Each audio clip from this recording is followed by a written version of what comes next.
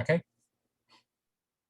Thank you all for your patience and understanding. And sometimes we get caught up in worldwide changes in time that we're not always aware of. And it's not actually top of the news for us all. But thank you for persevering and coming back at our slightly later opening hour for today's number 12 of the GemQuest programs. And it's actually a bit of a milestone because this is the first year, the 12th month of programming that we've done with GemQuest. And it's been an ongoing and interesting journey. And I hope that those of you who have been with us from the beginning and those who've come along the way have learned things they may not have known before and have certainly found the ways that we're presenting them, I hope, interesting and entertaining, as well as informational. So today's program is about spinel. And the sad story about spinel in a way is that because it was one of the easiest ones of all the synthetic stones to synthesize, many jewelers and people over the world, around the world, have become associated spinel with a synthetic simulant of whatever gem they got in their birthstone ring. And that's because it's so easily colored and changed to almost all imitations of all the different colors of the birthstone rainbow. And in real life, of course, it does fill those same niches in terms of color, which is kind of interesting. So although we're talking about the real thing this time, not the synthetic, I'm hoping at some point perhaps somebody will bring that up and we can have a little chat about that as well. I had an opportunity when I was much younger to play around with the Verneuil furnace in McMaster University, and then all of a sudden they discovered that their fire policy didn't allow someone who wasn't on staff to be insured, and hence ended my days of creating synthetic gems in the furnace there. But we did start up with some spinels during that time.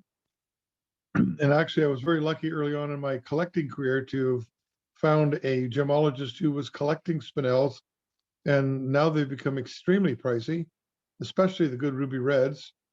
And so it's going to be an interesting stone, I think, in the near future. I know when I visited Burma, it was quite clear that they held spinel in quite high regard and their prices reflected it.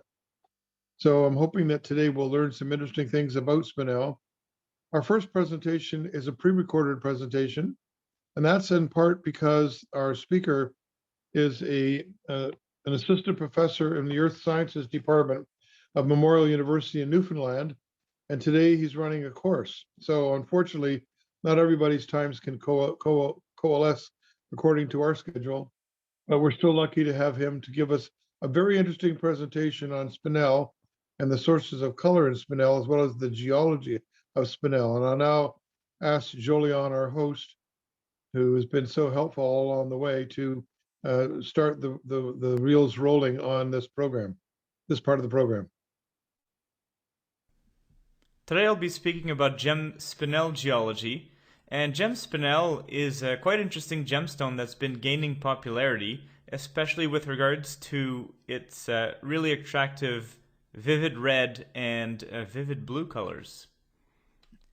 So about me, I'm an assistant professor at Memorial University of Newfoundland in the geology department, and I'm in charge of a research lab which focuses on improving our understanding of the genesis of gemstones and developing new exploration methods. My lab has a website which you can go see at gem-science.org, and I regularly update it when we have new research coming out, so I recommend that you check it out. Spinel is a mineral with a Mohs hardness of 7.5 to 8, so it's a decent hardness for a gemstone, and it's in the cubic crystal system, which means it's optically isotropic, and it typically occurs as octahedral crystals, although these can be modified by different crystal forms. The ideal formula for spinel is magnesium aluminum oxide, but of course this readily accepts substitutions in the form of different elements replacing either magnesium or aluminum, and some of these elements are chromophores. So the common chromophores substituting for magnesium is cobalt 2+ and iron 2+, while for aluminum, chromium 3+, vanadium, or iron 3+ can replace it. The color of spinel is dictated by which chromophores are dominant. So if a spinel is really rich in iron 2 plus, then it tends to be purple or purplish blue. If cobalt 2 plus is really dominant in the spinel, then it's going to be vivid blue. If chromium and vanadium are dominant, then kind of like a ruby, the spinel is red, pink, or orange. And if there's a combination of iron 2 plus and iron 3 plus, then the spinel tends to be bluish green. Now, unfortunately, the problem with iron is that when concentrations become a lot higher, then the spinel will be green or even black, which is generally considered not attractive, with rare exceptions, for use in jewelry. And of course, between all of these end members, there are transitions between different colors.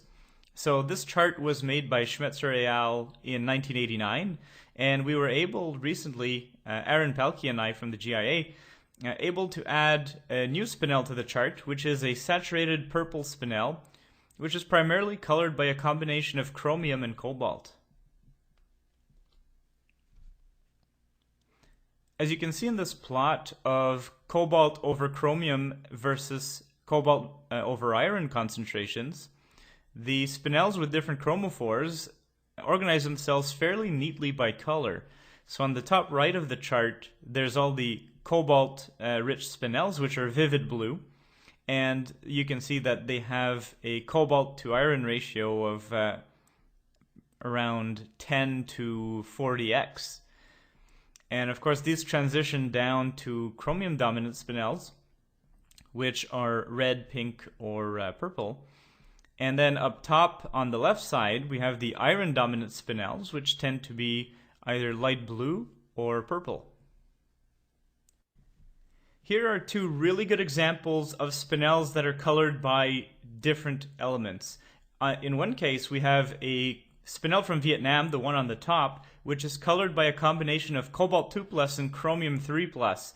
And this results in a really nice saturated color. So you can see in the graph there, which basically plots out the absorption at different wavelengths, we have a really nice deep, high peak and deep trough, which gives a nice saturated color. Now contrast this with the spinel at the bottom, which is from Afghanistan, and this one has absorption peaks that are characteristic of iron 2 plus and iron 3 plus. So the peak trough difference is a lot smaller, and so we get a less saturated and, I guess in my opinion, a less attractive stone. And this is from our recent research of myself and Aaron Pelkey, which will appear in the next issue of Gems and Gemology. Now, one thing to keep in mind with spinel is that the dominant chromophore doesn't mean that this chromophore is in the highest concentration. So different chromophores can absorb light at different amounts per unit of concentration. This is called the molar absorptivity. So for example, the cobalt molar absorptivity is about 20 times more significant than for iron 2 plus, essentially. Cobalt 2 plus has a much higher absorptivity per unit of concentration than chromium, and in turn chromium has a higher one than iron. So just to provide some really nice examples here, on the top of the chart there's a spinel, a vivid blue spinel from a paper in Gems and Gemology by Chauviré and others, and this one has approximately a 1-to-1 ratio in the concentration of chromium and cobalt, and yet it's vivid blue. So cobalt clearly has a much stronger effect on color per unit of concentration. And at the bottom there, the 33-to-1 chromium to cobalt ratio results in the purple color. So this is the spinel here, the purple one from the other chart, and we actually deconvoluted the spectra by using a cobalt and a chromium reference spectrum. And so we subtracted these from the main spectrum, which basically gave us an approximate idea of which elements contribute the most to the color of the spinel. And as you can see, really the two main contributors are cobalt and chromium. You know, they contribute fairly similarly, and then there's a little bit of residual there, which is caused by iron. A number of countries have produced gem spinel, both as historic production, so I think most of you are aware of the famous so-called rubies, which are actually red spinels, presumably from Tajikistan. But there's also a lot of modern production, and some recent really interesting discoveries include large red and orangey red spinels from Tanzania. And I forget how large the stones were from there, but I recall some being in the 100 carat range, which is quite impressive. And there's also been some really neat discoveries in Vietnam, and the ones that excite me the most are some of the big vivid blue cobalt enriched spinels. And some of them get quite up in size, in the 5-10 carat range. But the best colors, I believe, are usually in the 1 carat range or below. But there's also some nice production of high quality red spinels in Myanmar.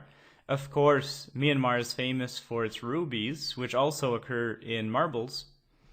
Madagascar has produced some nice spinels, and of course, Afghanistan has recently produced some beautiful purple spinels, like I shown in a previous slide. But some of these stones were up to the 30-40 carat range with really good color and good clarity. Sri Lanka was the original source for cobalt-enriched blue spinels, but the color isn't quite as intense and, I'd say, pure as the ones from Vietnam, Canada, and some from Pakistan. And unfortunately, while Canada and Pakistan do have gem spinels, including cobalt blue spinel, they've produced very few, if any, faceted gemstones. Now, these aren't the only selections of spinel in terms of the either chromium vanadium enriched reddish ones, or the chromium poor iron bearing purple or blue ones, or the cobalt enriched bright blue ones. There's also black spinel, which is found in Australia and Asia in placer deposits usually, but these come from a completely different sort of host rock. These come from basalts. And I won't discuss them very much here because I much prefer the colored spinels. But another interesting spinel that's surprisingly been very popular in recent years is gray spinel from Myanmar. And rarely there's sometimes also green spinel. Now, spinel occurs in metamorphic belts containing marble, and these can be released by weathering and transport. So spinel does occur in placer deposits, and they can be mined sometimes in the same deposits as other gemstones, such as ruby or sapphire. And of course, they occur in hard rock deposits. So the one exception to this, like I mentioned, is the black spinels that originate from basalts. So these black spinels are much closer in geology to basalt-hosted peridot deposits than they are the other types of spinels. Some of the most interesting placer deposits, in my opinion, are in Vietnam, and so these are alluvial deposits, essentially river deposits. But I believe there are also some residual deposits, essentially where marble has been weathered and the material hasn't been transported significantly. They're basically near where they've been weathered from in soil, basically. But a lot of the mining, like I said, in Vietnam and like in this photo, are in rice paddies, which are situated over alluvial sediments. And this photo is courtesy of Geir from Balder Gems, who is a big fan of spinel, and he always has some interesting spinels on hand to show. So in terms of hard rock deposits, they're always genetically related to marbles. So marbles always have a hand in forming them. And unfortunately, there's very few comprehensive geological studies on gem spinel, so we still have only a small snapshot of really understanding how they form and how we can explore for them. So the first type of hard rock deposit is simply purely metamorphic. So these occur in marbles and calcsilicate rocks, and they're metamorphic in the sense that they're metamorphosed, in this case sedimentary rocks, that have not been significantly chemically altered. There's also biometasomatic deposits, and these basically form from a localized reaction between marble and another rock type that's much richer in aluminum and silicon. And lastly, there are metasomatic deposits, which basically form from the alteration of marbles due to the intrusion or the infiltration, I should say, of fluids, or in the case of an intrusive rock, which reacts with the regional marble. Now, one locality that's been quite well studied is Kukilal in Tajikistan. And of course, this is a very significant gem spinel locality, which has produced gem spinels for many, many years. And this is interpreted to be a metasomatic deposit, essentially a skarn developed near the contact between a magnesite marble and a gneiss, and the spinel itself occurs in serpentine-rich lenses. So here's a photo of the valley near the mines, courtesy of Peter Lickberg. Baffin Island in Canada is a really interesting place. And so the southern part of this island has a marble-rich belt of metamorphic rocks, which is 1.8 billion years old. And this area has over 13 known spinel occurrences. Now, there's negligible gem production, and the material generally, there's a little bit of gem material. It's produced some purple and bluish stones up to, I believe, 2-something carats. But the advantage of working on Baffin Island is that there's excellent rock exposure, and this means it's a really good opportunity to understand spinel formation. And it's a distinct advantage over studying spinel somewhere like in Vietnam or Myanmar, because the rocks are so weathered and there's so much vegetation covering the rocks that it's actually very difficult to make really solid geological interpretations. Now, the other interesting aspect to Baffin Island is there are 2 admittedly tiny cobalt blue spinel occurrences. So here's Baffin Island, which is located north of the province of Quebec in Canada, and Baffin Island is actually part of Nunavut, which is a territory. And it's quite far north, so there are polar bears and all these sorts of creatures. It's a quite dangerous area, but it's a really nice place to visit and to hike in.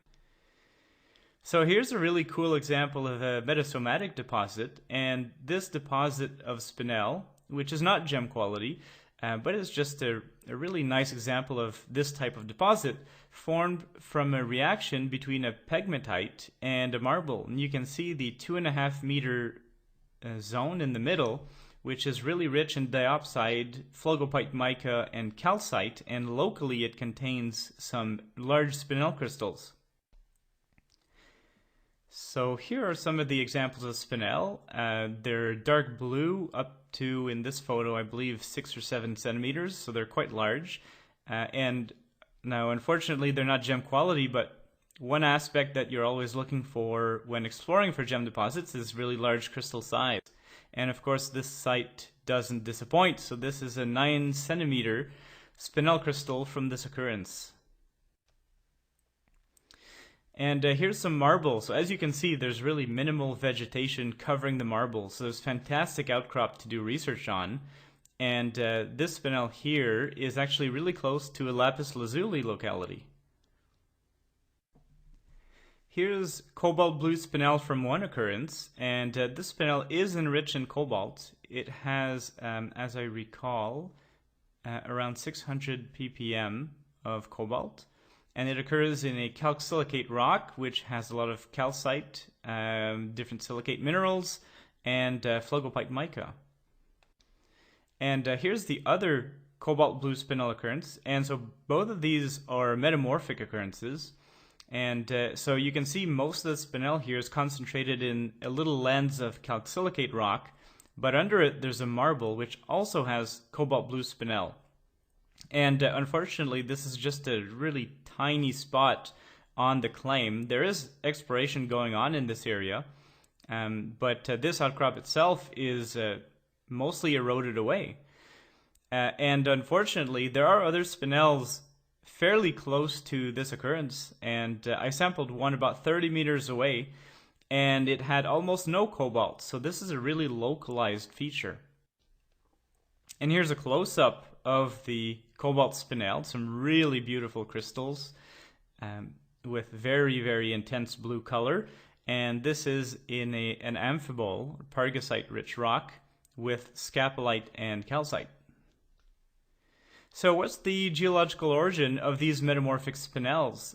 They're predominantly the most important category of spinel geology on Baffin. So 11 occurrences are metamorphic, strictly speaking, and they all formed during fairly high pressure and temperature metamorphism under granulite facies from what were originally sedimentary rocks. So we can gain a lot of insight into the sedimentary precursors of these rocks and why their chemical composition is so favorable to forming spinel and potentially gem spinel. So the first thing to look at is to compare the calcium and magnesium contents. Obviously, spinel has a lot of magnesium in it, so we need some amount, but having a lot of magnesium also helps stabilize minerals like spinel. So the calcilicate rocks that contain spinel, these are the diamonds in blue. They've got dolomitic protoliths, so they've got about a 1-to-1 ratio of calcium to magnesium. And there's one exception here, which is one rock is unusually rich in magnesium. The marbles, however, are ranging from dolomitic to calcitic. And so there's also plotted on this chart some black icons, and the black ones essentially represent barren rocks. So they're very similar in terms of rock type. So the diamonds are calcilicate rocks and the triangles are marbles, but they don't contain any gem mineralizations. They don't have any spinel. Now, comparing the spinel-bearing rocks versus the spinel-barren rocks, there's some interesting things that come out if you plot them correctly. So the spinel-bearing calcilicate rocks are very rich in aluminum relative to the barren rocks. Now, obviously, this helps stabilize spinel, because if you have too much silica, instead of forming spinel, then you're going to start forming phlogopite mica or feldspars or something else. There's also, again, one exception, which is the exceptionally magnesium-rich rock. So overall, the spinel-bearing rocks that are calcilicates are high to very high in the aluminum-silicon ratio. And if you compare them to the black diamonds, then there's a quite substantial difference. Now the marbles, the dominant factor is not silicon or aluminum. And the reason for that is that silicon and aluminum are so diluted in it that it never really reaches the concentration threshold where it can form something else instead of spinel. So it's easier to form spinel. But there's another factor which controls it, and this is the ratio of potassium to aluminum. So if you have a lot of potassium, obviously, you're going to start favoring the formation of phlogopite mica as opposed to spinel, which is not good. So the spinel-bearing marbles are very, very poor in potassium. Now, using these whole rock chemical compositions, you can actually more or less reconstruct what the original sedimentary rock was. And you have to correct for loss of certain elements, like carbon dioxide, but it's actually reasonably doable. And it comes up with some really interesting results. So there's two types, really, of original sediments that really lead to the formation of gem spinel. And the first one is called a dolomitic marl. So it's basically like, say, a limestone, but made of dolomite. So that's called a dolostone. You've probably seen this rock just as a building stone in most cities around the world. It's used to build roads and do all this kind of stuff. So this is mixed within the rock with a large component of mud. So think of something like a shale or a mudstone, a really dark sedimentary rock. So when you mix them together about 1-to-1, then you get a dolomitic marl. And this is really ideal when metamorphosed for forming spinel. And of course, the other type is slightly impure dolomite-bearing limestones. So the limestones are dolomite-bearing, and they contain small amounts of impurities which supply the aluminum to form spinel. So what's the life cycle of a metamorphic spinel? Well, the first step, and in Baffin Island, this happened about 1.95 billion years ago, so almost 2 billion years. It started with the weathering and erosion of existing rocks, which were uplifted. And these weathered rocks, so essentially these particles of different minerals and rocks, were transported by rivers and basically dumped on a continental margin in a marine environment. And so this mud, which is what we're interested in, but also there's certainly sand and other particles, was deposited on a marine carbonate platform. So think of something like the Bahamas. Although, who knows, 2 billion years ago it was probably somewhat different. So we've got the deposition of muds in a marine carbonate platform, and these get compacted and cemented and then dolomitized. So once they form into a rock, and they get altered once they're buried, and then the concentration of magnesium increases quite a bit. And so this results in our protoliths, the impure dolomitic limestone and the mud dolomite mixture called a marl. The final step to creating these spinels is you have to cook up these rocks at a high pressure and temperature. And at pretty much all of the localities where we find gem spinel, these are basically cooked up marble sequences which were metamorphosed during crustal collisions, which resulted in the building of mountain ranges. So this metamorphism occurs at depth. And just as an example for temperature range, at Baffin Island, this was about 800 degrees Celsius and in pressure 8 kilobars. So this is on the order of 25 kilometers deep. And of course, over many, many millions of years, this has been uplifted and eroded. And so there's all of these many kilometers of rock and mountains have been eroded away, and now we can walk up to, well, hopefully walk up to, a very nice spinel occurrence and collect beautiful gemstones. Now, I covered the conditions that lead to spinel formation, but there's also geological factors that control the color of spinel.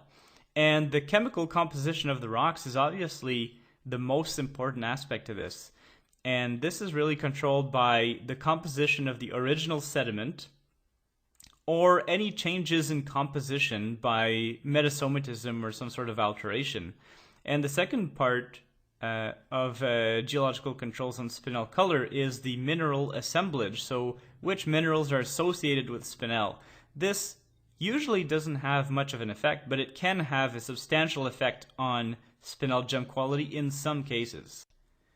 So in terms of the chemical composition of the rocks, there's different elements which are either rare or fairly common in these environments. And when we're looking at iron, iron is fairly common in marbles, calcsilicate rocks, and very common in skarns. But of course it's bad in high concentration because it darkens the spinel, which is what we don't want for beautiful gemstones. And so in terms of iron, the most spinel occurrences in these geological environments are actually not gem quality. So most of these spinels are too dark.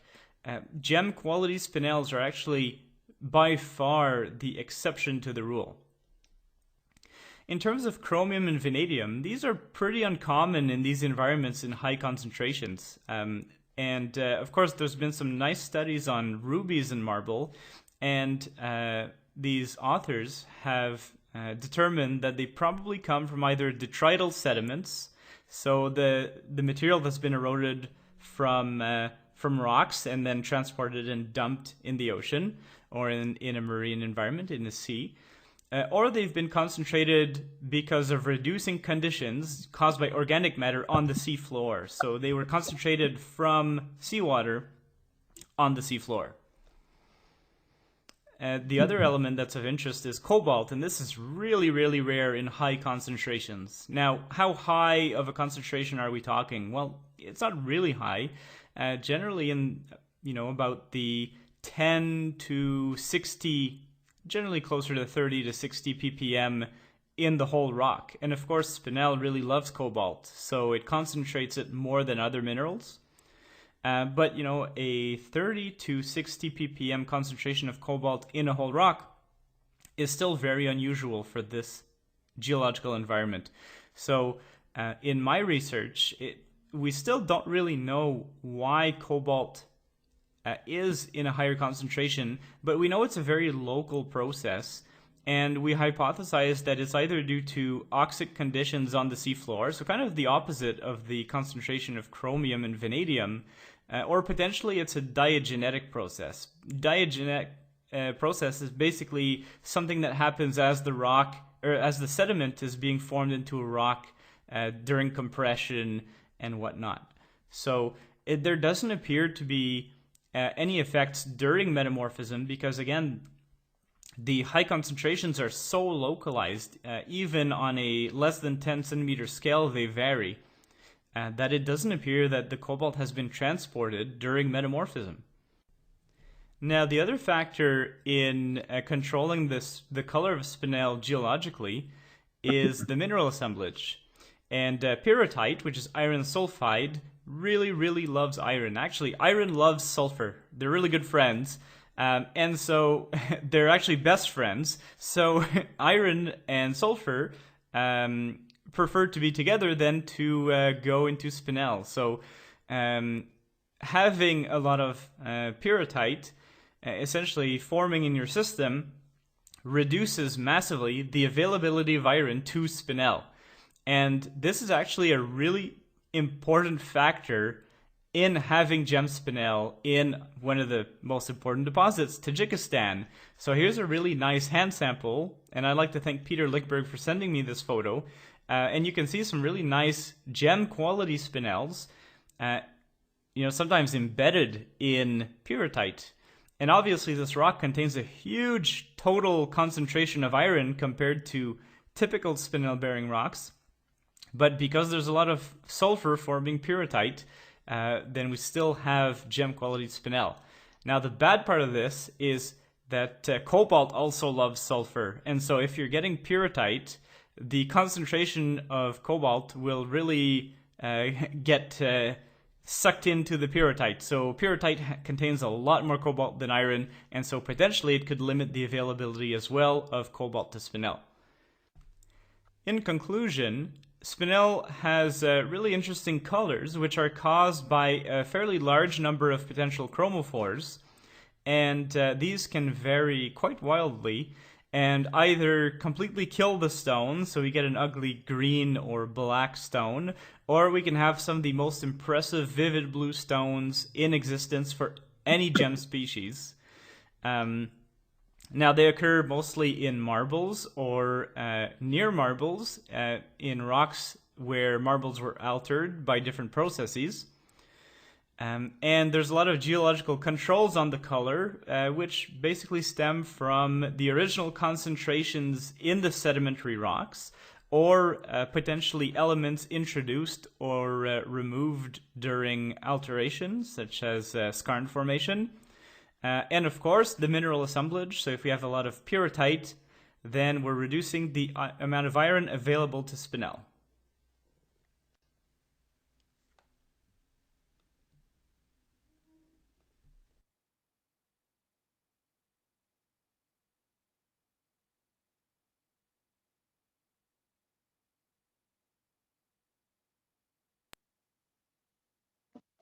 Well, I'll have to thank our good friend in absentia for a very comprehensive representation of the geology and the sources of color in spinel.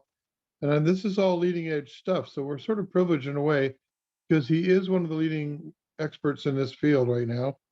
And it's not that common. We are able to pull out of the world's intelligentsia and academia geologists who also are very knowledgeable about gems. So it was, I think, a privilege for us to be able to hear Phil today talk about those things. So one of the things that I think we're also very lucky about in the Western world, at least anyway, is that we have museums wherein we can go and see the best of the best. Because I think one of the things that was intimated when Phil's talk was that good quality gems, good quality, we all know this anyway, but good quality gems, good color, good clarity, and good size in gems are rare in the mineral world. And so their occurrences are far few and far between. And so when we have an accumulation of wealth and knowledge donating specimens and collections to museums, we're able to actually see in a small space some of the best specimens that are available in the world and in the history of those specimens being found. So our next speaker is someone who I very much appreciate, has given us some time today, and that is Robin Hansen. Now Robin is someone who had a geology background. So another one of these people. She grew up in her hometown of Perth, Western Australia, and developed a love of minerals and geology, completing a degree in a private and entering the private mineral business. Through the following decade, she complemented this role with a diploma in gemology. And what was interesting was that she also managed to get the top prize that one can get from GemA, and I think that's to her credit.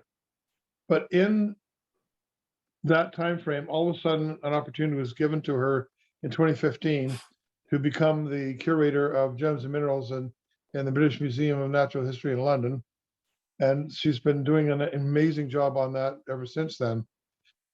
So today is our chance to sort of delve into her knowledge, not only of the mineral and the gem spinel, but also of the collection that she is in charge of. So I'd like to ask Robin if she could come forward and join us. Yeah, hello Ray, hello everyone. Hopefully you can hear me okay. I'll just try sharing my screen. There we are. Yeah, back up. Okay, so everyone can see okay? Excellent. Well, thank you very much, Ray and Jolene, for inviting me to speak tonight about spinel, and I've entitled my talk, Spinel, the Great Imposter. So I was very pleased to be asked to speak about spinel. This is a gemstone that I've really come to respect in the last few years. I think it's really beautiful. It's got very appealing colors, bright luster, good clarity, and it's also very durable. So it's well suited for wearing in jewelry. But it is a relatively unknown gemstone. Not that many people have heard of it. And in fact, I asked a couple of my friends who were not gem people, and they all looked at me kind of blankly when I said spinel, but everyone knows of a ruby or a sapphire. But spinel is definitely beginning to gain popularity in recent years, and this has been credited to a find in 2007 in Mahenge, Tanzania, of bright red and pink spinels. And today, spinel sought not only for these bright, vivid colours, but also for pastels such as lilacs and particularly greys. So firstly, I'm going to take a look at some of the gemological and mineralogical properties of spinel. So to recap Philippe's wonderful talk, spinel is a magnesium aluminium oxide. It's got a hardness of between 7 to 8 on the Mohs scale, and it's got no observed cleavage. So it wears really well as a gemstone. It's quite scratch resistant and it takes a good polish. So as a cut gemstone, it's got a bright vitreous luster, good brilliance and moderate dispersion. Now the RI for natural spinel, that's the refractive index. When the spinel is quite pure, it's near to 1.718, but it ranges depending on the impurities. And similarly, the specific gravity also ranges depending on how pure the spinel is. And this is a picture here of a beautiful deep red spinel, which comes from Mogok in Myanmar. It's nearly just over 9 carats, and it comes from the Payne collection at the museum. So spinel often contains impurities. These act as chromophores, which cause the different colors, as well as giving these variations in the refractive index and the specific gravity, particularly the heavier elements such as zinc or iron. And spinel has several varieties based on zinc or iron impurities. We have the zinc-rich variety Garno spinel, which is a pale blue to violet color through to a deeper sapphire blue. And this was first found in the gem gravels of Ratnapura in Sri Lanka. And with increasing zinc content, this variety will then grade into the mineral garnite. So here we have a 4.55 carat gemstone of Garno spinel from Sri Lanka. So this is a pale lavender color, and I just managed to catch this one in the sunshine to pick up some dispersion. But you can also see inside the gemstone, there's some rounded crystal inclusions. And on the left, we have a specimen of garnite from Germany. So we also have our iron-rich varieties. There's pleonast, which shows a variety of crystal shapes. And the name is in fact derived from the Greek word abundant, which reflects this number of shapes. And the other variety is Ceylonite, which is named after Ceylon, which of course today is Sri Lanka. These are both iron enriched, so they tend to be more opaque and they're often dark blue to green or even black colour. And with increasing iron, again, this variety will grade through to the mineral hercynite. So in this picture, we've got the variety Ceylonite. You can see it's black and opaque, but the gem's been faceted in a rose cut to really make the best of the bright luster of spinel. So spinel belongs to the isometric or the cubic crystal system of symmetry. So it likes to form in octahedrons, and these may be perfect sharp octahedral crystals, or they might be modified along the edges of the crystal faces. And if I just go back a slide, if you look at the octahedron, you can see it's got those beveled edges where the modifications are. And it might also form in more distorted octahedrons, and rarely spinel will form as cubes or dodecahedrons. So the surfaces of the crystal faces might have terraced growth markings, or they may have triangular shaped etch pits, which are similar to trigons in diamonds, but these point in the same direction as the triangular crystal faces, where in a diamond, the trigons are normally reversed. And so in this image here, you can see some of the octahedral crystals of spinel, which have been etched from their marble matrix. Now, because spinel is part of the isometric system, this means it's isotropic. So light interacts with the spinel crystal the same in all directions. So this means it does not have any directional optical properties such as pleochroism. And that's a good way that we can distinguish it from similar color gems such as rubies and sapphires, which do show pleochroism. Now, spinel is relatively rare in large crystals, and certainly for gem quality crystals, they're mostly very small. And that means your faceted gemstones tend to be small, commonly less than 2 carats, rarely over 5 carats, and very rare over 30 carats. So on the image on the left, this is one of the largest spinel specimens that we have in the collection. It comes from Monroe in New York State in the US. But you can see the crystals themselves are still probably not much more than 15 centimeters across. However, there was a report in October of 2007 of a huge pyramidal shaped crystal weighing over 52 kilograms that was discovered by a group of miners and mined from a depth of 10 meters in an alluvial deposit in a farmer's field in Mahenge, Tanzania. And this produced many fine gemstones from 5 to 30 carats in a fiery pink to orange red color. And this crystal was part of the find that brought spinel to popularity in recent years. So there's a picture here that I found on one of the news reports of the crystal being cobbed. But I have to admit, as a curator, looking at them breaking up that crystal, I find just a little bit heartbreaking that they weren't able to preserve it, being such a wonderfully large crystal. Now, spinel is commonly twinned, so much so that this type of twinning in any isometric mineral, such as diamond, is known as a spinel law twin. Now, this type of twin is a twinned octahedron. So the twin plane is parallel to the 111 crystallographic planes. So these are the planes in which the faces of an octahedron lie. So when you look at one of these twinned crystals, it appears like a flat triangular crystal, and it has re-entrant or V-shaped angles between the two sides. So this is a really lovely little twinned crystal that we have. And I've just drawn on here to indicate the twin plane is the blue line. So you can see that it's parallel to those two outside octahedral faces. And then in the yellow, I've drawn on the outlines of the octahedral faces, so you can see the triangular shape. And on the picture on the right, you can see that re-entrant angle, the sort of V-shaped angle where there's two faces of the two octahedrons are coming together. Here we have a specimen of twin spinel that we have on display in the vault gallery at the museum. Now, this specimen was from a new find in 2007 at the Sungate mine in Luc Yen in Vietnam. And this specimen was thought to be the best from the find. It's approximately 9 centimeters tall. So it has a flattened spinel law twin, and it's triangular in shape. However, the top two corners have been truncated and the bottom corner has been detached from the crystal. And this would have occurred as geological activity that happened after the crystal had grown. And the calcite matrix has been carefully removed to reveal the crystals. So this means that it looks much more like a hexagon, the top crystal there.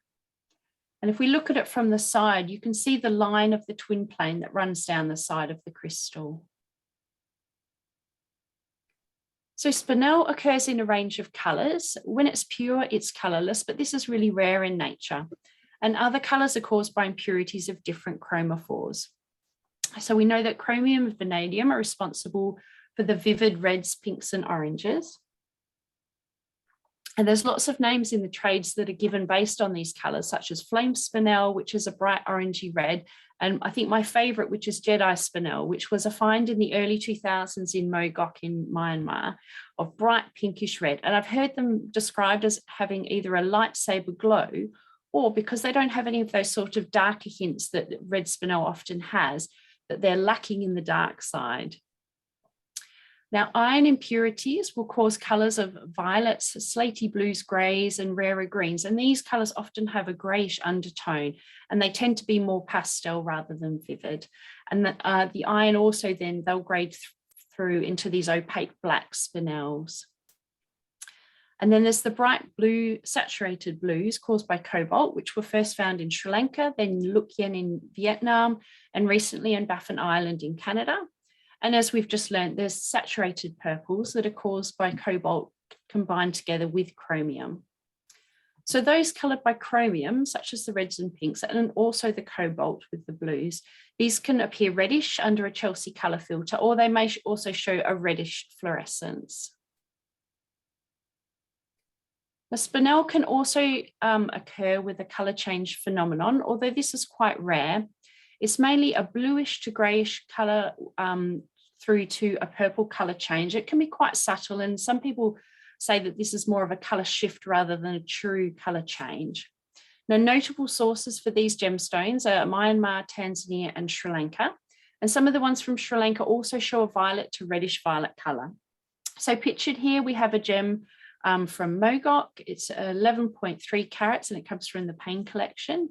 And this one actually took me by surprise. I took it off a display as a deep violet gemstone to get it photographed. And when I got the photograph back from photography, it was a lighter blue.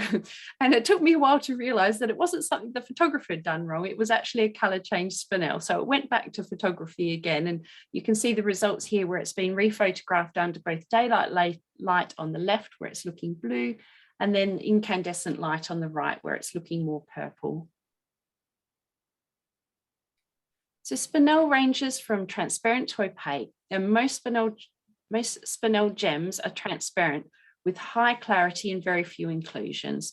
The lighter colours tend to be eye clean, whereas your darker reds and blues might have a few more inclusions, but because their colour is so desirable, this is normally deemed acceptable. So inclusions could be fluids, they could be solid crystals of other minerals such as apatite, graphite, and rutile needles. Zircons with halos of circular stress fractures are common in gems from Sri Lanka.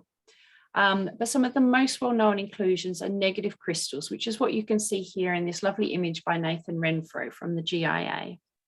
So a negative crystal is a cavity that mirrors the crystallographic orientation of the mineral that it's in. So in spinel, these form tiny octahedrons, and they occur along rehealed cracks or fissures. And it's very common to have these tiny little negative crystals in parallel rows or strings, and they very often resemble fingerprints. So we have another image here. So again, you can see those strings of the crystals. So the negative crystals might be empty cavities, or they could have a black or a white infill, or the strings could also be formed of tiny octahedrons of other spinel group minerals such as magnetite. Now, on rare occasions, you can get spinel with inclusions that will produce tritoyancy and create a 4 or a 6-rayed star. So for this to happen, you need to have multiple parallel needle-like inclusions of rutile or another mineral, and these inclusions need to be orientated in several directions. So here we have a dark purple spinel from Sri Lanka with 3 sets of inclusions, and as the light reflects from each set, it gives 3 bands of intersecting light, which gives you the 6-rayed star. And in order to see this effect, it needs to be fashioned as a cabochon with the back of the cabochon parallel to the plane of the inclusions. And it's best seen with a single pinpoint of light. Now, spinel's not often treated, so I didn't have any images that I could put here, although heat treatment and irradiation is reported to improve the colour. And as spinel forms under high temperature conditions, it is able to withstand high heat treatment to high temperatures. But the fact that spinel's not treated really adds to its appeal, especially when you compare it to its colour rivals of ruby and sapphire, which are commonly treated. So now that we've looked at the gemological properties, let's take a look at why spinel's often been called the great imposter. So there's two reasons for this. Firstly, for many centuries, spinel was mistaken for other brightly coloured gems, particularly the red spinels, which were assumed to be ruby. As you can see from these photos, these three spinels have very fine colour that you could easily mistake for a ruby. And it was not until the late 1700s that spinel was distinguished as a separate mineral. Then the second reason is that spinel is very easy to synthesize in a range of precise colours, and so it's been used as a hard-wearing imitation of many other gemstones since around the 1920s. So spinel was identified as its own mineral around 2.5 centuries ago. It was named in 1779 by Belgian naturalist Jean de Menst. And the name is derived from the Latin word spinella, which means little thorn. And this was because of the pointed nature of its octahedral crystals. So here you can see some red gemmy spinels from the ruby mines in Mogok, with some lovely octahedrals and also distorted modified octahedrals. And they're quite small. They're actually only about 0.5 centimetre in size each. And it's very easy to see why ruby and spinel were assumed to be the same mineral. They've got a very similar chemistry, only differing in that spinel has magnesium. They have a similar appearance and their properties are very similar. They're both very hard gemstones. And they're also found in many of the same deposits. So they're found together in the marble-hosted gem deposits, and also being such durable minerals, they're often found together in gem gravels. And here's a picture of some washed gem gravel that contains both spinel and ruby. So since the identification of spinel as a unique mineral in the 1770s, it was later discovered that many of the large treasured red rubies in crown jewels around the world were actually spinels. So these are known as Balas rubies, which is named after the ancient region of Balasya in Central Asia, which is related to modern-day Badakhshan on the border of Afghanistan and Tajikistan. And this is credited as the source of these large red gemstones. Although you do also find large red spinels in Southeast Asia in areas such as Myanmar. But this area of ancient Balasya is thought to have been mined from around the 7th to 8th century, most intensely between the 9th to 12th century, which makes sense because a lot of the time these jewels were coming into sort of historical knowledge was sort of after the 12th century. And a lot of these large red Balas rubies, they tend to be polished in a sort of a freeform or a rounded shape, following the shape of the crystal. They're never found faceted. And this is partly because they were found and incorporated into jewelry hundreds of years before modern faceting techniques were developed. So two famous Balas rubies or spinels are in the British crown jewels. So one of the most historic and legendary is the Black Princess ruby. So it's 170 carats. It was probably mined from the Badakhshan, Tajikistan area, and it's set at the front of the imperial state crown above the Cullinan II diamond. So it's polished, it's roughly octagonal. You can see it's sort of set with a squarish outline. And at one time, the stone had been drilled to use as a pendant. And that upper hole you can see in the image there is now capped by a small ruby cabochon in a gold mount. Now, the history of this gem goes back to the 1300s in Spain.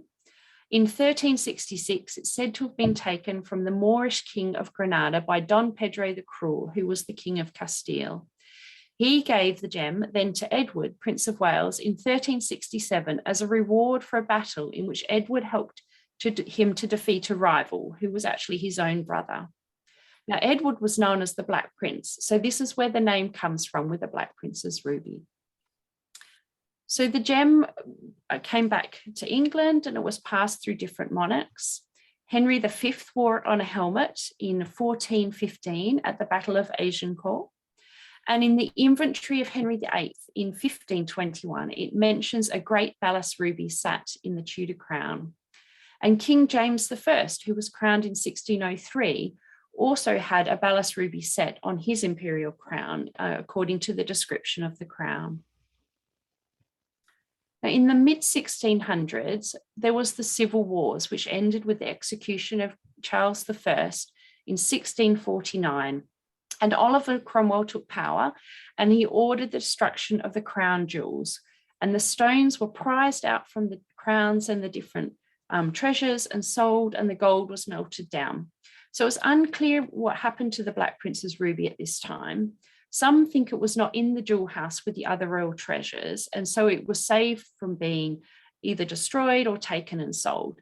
But other historians think it was actually sold, and there is some evidence in the archives of the sale of the gems does list 2 potential large red stones that could be the Black Prince's ruby.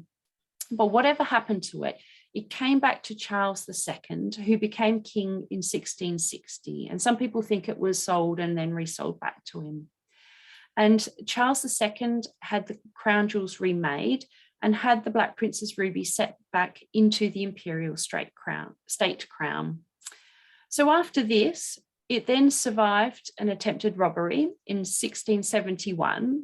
And after this, the crown jewels were never put on open display. And it also survived a fire in 1841 when the jewels were all rescued from the nick of time. So the Black Prince's ruby has been used in several incarnations of the imperial state crown since it was reset in 1660. And its description is given for a lot of these crowns. So it appears that each time the crown was refashioned, it was reset. And you can see these images here. We have George I's imperial state crown in 1731, and also Queen Victoria's coronation crown in 1838. So today it's set in the current version of the imperial state crown, which was remade in 1937. So it was not quite so heavy, which was remade for George VI's coronation. Now, a second historical balas ruby that's in the British crown jewels is the Timor ruby, which is 352.5 carats as a polished spinel. So we've got this image here, which there's a very nice article actually about the balas rubies on Richard Hughes' website on Lotus Gemology. So this spinel was named after the ruler Timor, who was thought to own it and have taken the gem in 1398 during the invasion of Delhi. However, more recent research suggests that it was never actually owned by Timor. So the history we do know of this gem dates back to the 1600s, and it's engraved with inscriptions in Persian of the titles of 3 previous owners, and these were between 1612 and 1771. So in the early 1600s, it was owned by Shah Abbas, who was the emperor of Persia, and in 1612, he gave it to the Mughal emperor Jahangir, who also engraved it with his and his father, who was Akbar the Great's names. And from there, it passed through several more Mughal emperors. In 1739, it was taken by Nader Shah, who was a Persian ruler when he occupied Delhi. And then in 1810, it was returned to India until 1849, when it was annexed by the East India Company, along with the Kohinoor diamond. Now, in 1851, both the Timor ruby and the Kohinoor diamond were displayed at the Great Exhibition. And after this, they were both presented to Queen Victoria. And then after that, but still in 1851, it was actually determined that this gemstone was a spinel rather than a ruby. And lastly, in 1853, it was set into this beautiful necklace, and it's remained there ever since. So there's lots of other fine historical balas rubies. The largest fine red spinel is thought to be in the Iranian crown jewels and weighs 500 carats.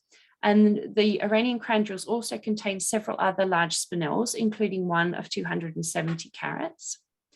And the second largest fine red spinel is thought to be the 414.3 carats spinel, which is set atop of the imperial Russian crown.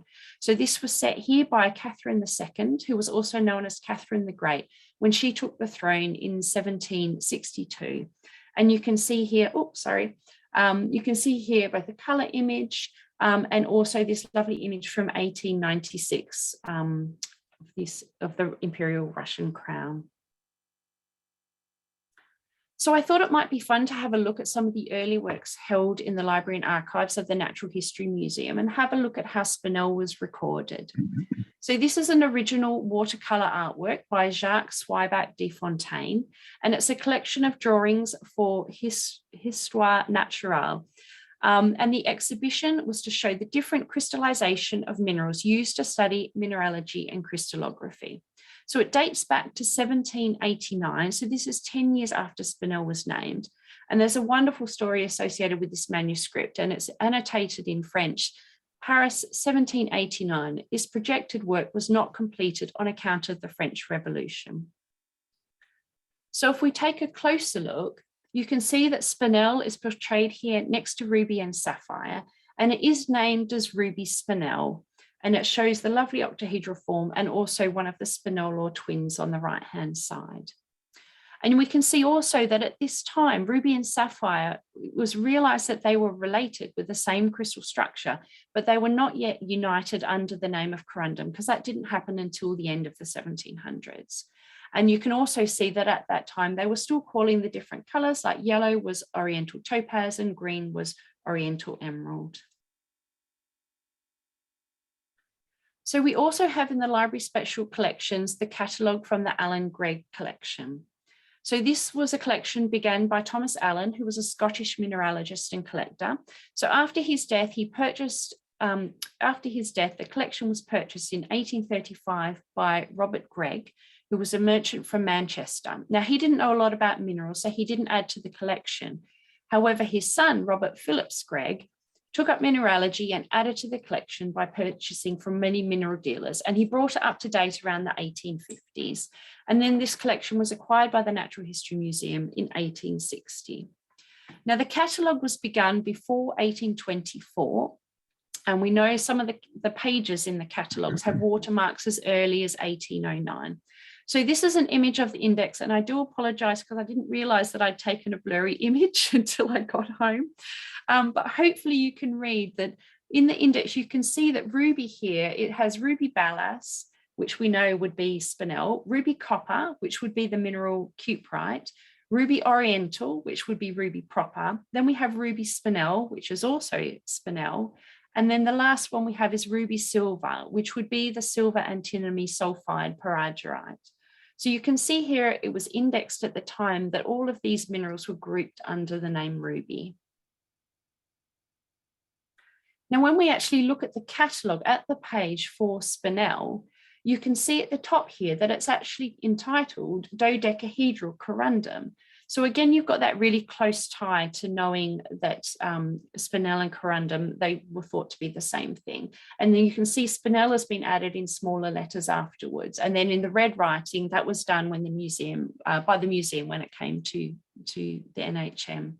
So this is being at the beginning of the list for spinel. We know that this is pre-1824 that this was written. And this first part of the catalogue is in the hand of Thomas Allen. And it's got these beautiful line drawings. And then the image you can see on the left, this is one of the spinels that came with the Alan Gregg collection. It's been annotated with the 111 crystal planes. And then this is at the end of the spinel. You can see there's 75 spinels listed in the collection, but we're post 1850 now. We can see the dates of 1853 on the left, and it's just written as spinel. And I thought it was actually quite interesting to also show you that at the start of the page for sapphire, so again, pre-1824, it's rhombohedral corundum rather than octahedral corundum. But also for the page for chrysoberyl, you've got prismatic corundum. So I just thought that was quite interesting, looking back at how minerals were described at the start of the 1800s. So we'll now take a look at the second part of spinel's mimicry, so the use of synthetic spinel as an imitation. So the definition of a synthetic gemstone is that it must have a natural counterpart with the same chemical composition and crystal structure. Therefore, it has to have the same physical, chemical, and optical properties. Now, spinel has a relatively simple chemistry, so it's easy to synthesize. And there are two main methods, the flame fusion or Venet method and flux melt. Now, rubies were the first gems that were synthesized, which was understandable because they were the highest valued and they have a very simple chemistry of aluminium oxide. And whilst there were successes in the late 1800s, it was not until 1902 that the flame fusion method, which was unveiled by Venet, was revealed. And this was the first efficient method which allowed the commercial production of synthetic rubies. Now, spinel followed around about 1907, and it was actually accidentally created in an attempt to make blue sapphire. So they were adding cobalt to the aluminium feed to make the corundum, but they needed to add magnesium oxide in order to incorporate the cobalt evenly to produce an even color. So once they added the magnesium, then they actually ended up creating spinel. And spinel's been synthetically produced commercially since about the 1920s. Now, I was quite excited to find this particular specimen in the collection because it's dated as 1907. So we acquired it from Edward Hopkins, who was a well-known gem dealer at the time. And it's a very small section of a ball and also a faceted gemstone, which is only 0.35 carats. So it's really very small, but both have got the lovely blue color. And this is the earliest synthetic spinel that we have in the collection. So it must be really a very, very early on synthetic spinel. And it's actually labeled as reconstructed spinel. And this was because quite a few of the early attempts, particularly to make rubies, they used to try heating and melting together small pieces of rubies to kind of fuse them. And we have quite a few synthetic rubies in the collection, which are labeled as reconstructed rubies. So I think initially when these first gemstones came out, people still thought they were reconstructed, but looking at them now, you can't see any sort of grain boundaries or anything between different parts. So we're quite confident that this one and also some of those early rubies were actually made by the flame fusion method. Now, the flame fusion method, you have a powdered feed of magnesium and aluminium oxides, and this drops down through a high temperature oxyhydrogen flame, and the melted droplets from the powder fall onto a rotating pedestal and they crystallize out layer upon layer to form a crystal, which we call a ball. Now, to grow spinel, it was found it was actually easier to grow if you added extra alumina, as this created a more stable ball that didn't crack. So the composition of synthetic spinel actually has a higher amount of alumina than natural spinel, and it's around twice as much. Now, by incorporating this extra alumina into the crystal structure, it slightly alters the properties. So you can see here the refractive index is slightly higher. It's 1.727 compared to fairly pure natural spinel. And the same for the specific gravity. You get sort of 3.63 or higher with the synthetic spinels. And then the other thing that happens by incorporating this extra alumina is that the crystal structure becomes internally strained. And that's why we see this anomalous extinction under the polariscope known as tabby extinction, because the stripes resemble the stripes on tabby cats. So you can see on the image on the right, I took a photo with this gemstone on the polariscope, and you can see those lovely wavy stripes that move as you rotate the gem. So it is quite easy to distinguish synthetic spinels made by the flame fusion method because they have these higher refractive index and specific gravities, and also this anomalous extinction. And of course, we can also see that they've got no natural crystal inclusions or other minerals, and they would have curved striations or banding, which is by the curved growth of this ball. So the flame fusion method is very quick and cheap. You can grow a ball in less than a day. You can see the image of the ball here. It's got a squarish cross section, and that's because it's reflecting the isometrical cubic structure of the spinel, whereas the balls of ruby will tend to be much rounder. Now, flame fusion spinel is grown in almost every color. Red is actually very challenging to grow. And this is because when you use chromium oxides at the temperature of the furnace, which in a corundum would produce the red of ruby, that actually produces a green color in spinel rather than a red. So in order to produce a red when using chromium, you don't use that extra alumina. So the balls tend to fracture on annealing, and the resultant gems, when they're red, are normally very small.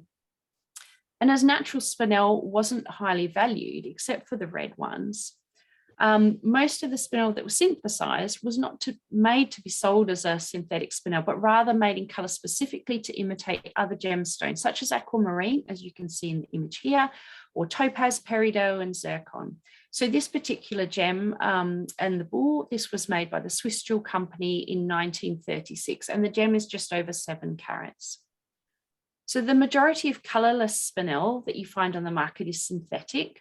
It makes a really brilliant gemstone, which is used to imitate diamond or colorless sapphire. And they also use it as a durable capping on composite stones, such as opal doublets, or you can use it as the top and bottom to make a soude gem. And there's a few other imitations that they make using synthetic spinel. There's an imitation of moonstone, and they create that by adding even more excess alumina, around 5 times as much. And this results in a synthetic gem that's unstable. And so the alumina actually unmixes and crystallizes out on annealing. And this creates the optical phenomenon of agilarescence. So we get that Schiller effect of moonstone. And they also make an imitation of lapis lazuli by sintering powdered synthetic spinel, which has been colored blue by cobalt. And this creates a very opaque, grainy gem. And quite often they use included flakes of gold to imitate the pyrite in lapis. And they can also make a color change spinel synthetically, which has a red-green color change to imitate alexandrite. So the other method is the flux melt method. So the growth of spinel by flux melt has occurred since around the 1990s. So this uses a flux, which is a solid material such as a metal alloy or an oxide, which when melted will dissolve the ingredients, and it allows the crystals to grow at a lower temperature than normal. Now, the molten flux in the ingredients are held in a crucible, and as the solution cools, the crystals will spontaneously either nucleate or grow out on a seed crystal. And it's a much slower and more expensive method of growth than using your flame fusion. It can take up to a year, but it does produce very fine quality crystals. And this method is very often used to create reds because they're much easier to grow than the flame fusion method, and also blues. But as you can see by this image, they can make it in a range of colors. So I really like this specimen. It's a picture of spinel crystals that are being grown by the flux melt method. And so you can see they've got that lovely octahedral shape. You can also see a glassy conchoidal fracture on the bottom right of the image on the left. And then the image on the right, if you turn the specimen over, you can actually see that the crystals are curved, and that's because they're following the shape of the crucible in which they grew. So to finish, I thought I would show a few more pictures from the collection. So firstly, from the Arthur Payne collection, so you've already seen a couple of his gemstones in the rest of the talk. His collection was bequeathed to the Natural History Museum in 1973. So Payne was a geologist and a gem dealer who lived in Mogok, Myanmar for many years, and he had partnered ownership in several of the mines. And he collected and created this representative suite of gems, all of them from Mogok in Myanmar, and he focuses on quite a few of the rarer gems. So the suite contains 130 gemstones plus 68 minerals, and it includes several red spinels over 15 carats. So this image here is 3 spinels that we've got on display in the vault, and the largest one at the top there is 15.5 carats. And these were 2 really lovely natural crystals of spinel. The one on the left is a really beautiful, sharp gemi-octahedron. It's 1.79 carats. And on the right, we have this water-worn distorted octahedron, but it has an incredibly gorgeous color, and it's just under 5 carats.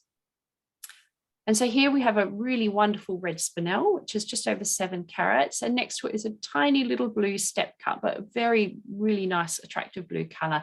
And it's about 0.5 centimeter across that gemstone. And then another collection is the Sir Arthur Herbert Church collection. So Church was a famous British chemist and artist. He had expertise in both mineralogical chemistry and also in paint chemistry. And he did wide-ranging research, which includes the characterization of minerals and gemstones. And he discovered several new minerals, including churchite, which was named in his honor in 1865. Now, Church is also credited as the first person to use absorption spectra to identify gemstones, and he published this discovery in 1866 using a spectroscope to see the absorption bands in zircons and also almandine garnets. So here's a picture of 3 blue spinels, which are set into gold rings. You can see they've got some sort of greenish tints to the blues. Church died in 1915, and following his death, Lady Church presented to the museum 170 gemstones, which are set into 162 gold rings, as well as another 33 unmounted faceted gemstones. And spinel is one of the gems that this collection is really rich in. And you can see some more of the rings here, all these lovely purples, and they've got some pinkish and also some bluish hints to them. Now, the majority of the gems are set into rings, and I think this was actually Church's way of displaying them, partly because for some of the gemstones are so big that the culae actually sticks out the bottom of the setting, so they wouldn't have been very comfortable to wear, but they really do make a beautiful display when you see them all lined up. So that is everything for my talk. I hope you've enjoyed it, and please let me know if you have any questions.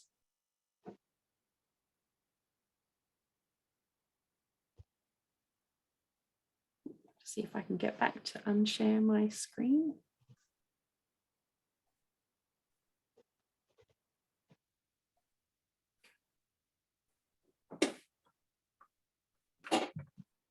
Well, thank you very much, Robin. That was an extremely interesting talk with comprehensive coverage of the gem, which came from the advantage of having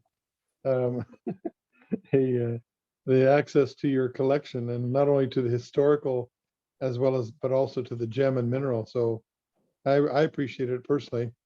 And spinels are one of the more valued parts of my gem collection as well. So I'm very happy to have had this chance to listen to you and hear more about this. And I really would encourage anybody here to ask some questions, because we tend to be a little bit too shy on Zoom, and we really shouldn't be. It's a golden opportunity for you to learn something. No? Well, we have a question in the chat area. John Scott has asked, what is geologically special about the Mahenge, Tanzania find? Is it likely there could be another such find? That is a good question. So Tanzania, I'm afraid I don't know the geology particularly well, but I believe that it was, again, a marble hosted deposit. So Tanzania is part of the East Africa gemstone belt. So I know they've got a huge wealth of gemstones that run sort of all the way from Ethiopia down through Tanzania to Madagascar. And a lot of the formation of these gems is to do with the fact that you had sort of Gondwana, you had the continents that came together, so you had huge compression creating high temperatures, high pressure conditions, which allowed the formation of gems like spinel, and then also the continent breaking back up again. So in terms of finding them, so from what I understand, that there was that find of that particularly huge crystal, and then I was actually just glancing through the in color one that was on spinel from 2019, which, if you're interested in spinel, has got some fantastic articles in it. And they, in that article, they were saying there was actually a couple of really large crystals that were found, and that, you know, that was what really took spinel off as becoming a popular gemstone. So, but I'm not sure what it is that actually meant that they created these really large crystals, because most of the crystals you find do tend to be quite small for spinel. So yeah, I would have to probably do a bit more research to find out what it is that in particular that happened at Mahenge that allowed this really large crystals to grow. One of the times when we were on a Mindat trip to Myanmar, it was very interesting to find in one of the mines where they had the best rubies coming out, where they were finding some of the best spinels. And there were a couple of mines where they actually were mining both the marble as well as further down they were mining the alluvial in the same mine site. So it hadn't fallen very far from the mother stone. I have heard it's a lot easier to mine the alluvials. It sounds like it's incredibly challenging to mine straight into the marble deposits. Yeah, it's hard. as a metamorphosed mineral. So thank you so much, and I really am glad that you were able to spare the time for us. Oh, no, it's my pleasure. And it's always a pleasure to get the chance to look through the collection. And yeah, quite a few exciting finds like that 1907 synthetic spinel. I shall, yeah, be doing a bit more research into some of them. I notice you have a bit of a spider infestation there. I do. I thought I'd better add a bit of Halloween to it. Well, thank you very much, and I do appreciate your time and your expertise.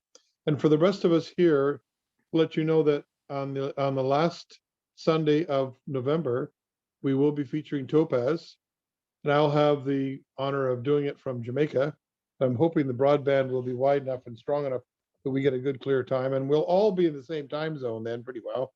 So we won't have the issues we had today. And I do apologize for everyone for the little bit of a mix-up we had with the daylight savings time that happened in England and not anywhere else. So,